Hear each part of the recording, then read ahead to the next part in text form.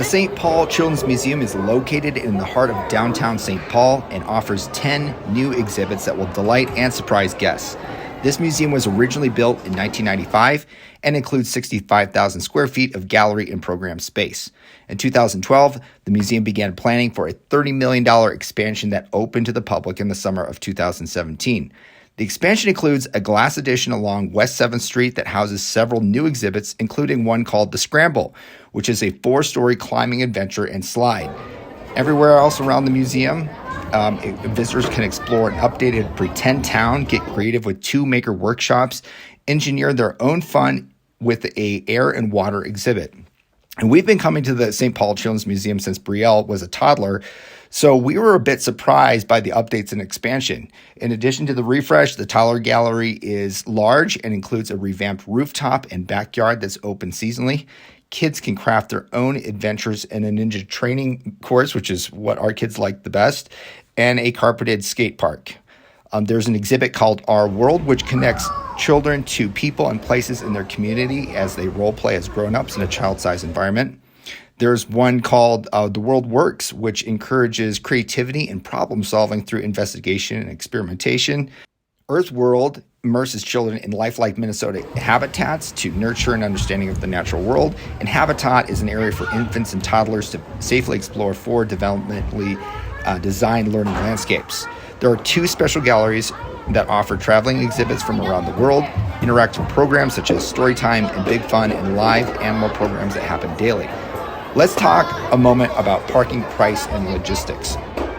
The museum is closed on Mondays and Tuesdays, and is open the rest of the week from 9 to 4. Masks are still required for visitors 5 and older, regardless of vaccination status. Most of the visitors were compliant, but we spotted a lot of chin straps, and social distancing was pretty much a punchline. The best parking can be found at the World Trade Center parking tower that sits kitty corner from the museum and is directly next to the Fitzgerald Theater. A skyway connects the 2 buildings, so it is possible to leave your coats in the car, but the elevator ride could be brisk depending upon the time of year. Parking starts at $6.75 for the first 30 minutes and increases every dollar per hour. But the good news is that you can get your ticket validated. There used to be a McDonald's that sat in between the Skyway on your way from the parking lot to the museum. That's been replaced with a Subway. There's also a cafe and coffee bar to boost any drooping blood sugar levels that you and your family might have. Admission is $14.95 for all ages, but you can save some time and money by buying your tickets online.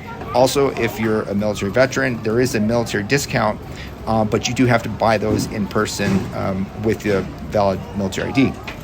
A couple more helpful tips.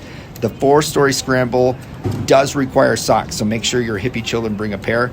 The car wash is a lot of fun. That's in the Sprouts exhibit, but it's also wet, and Sarah prepares for everything.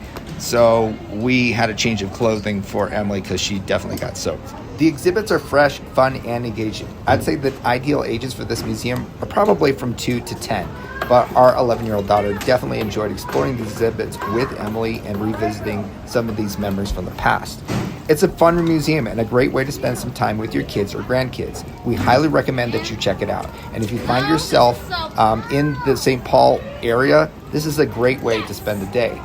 If your kids aren't ready for a nap afterwards and you're interested in a late lunch, check out our video on Cosetta's Italian Kitchen, which is just 5 minutes away.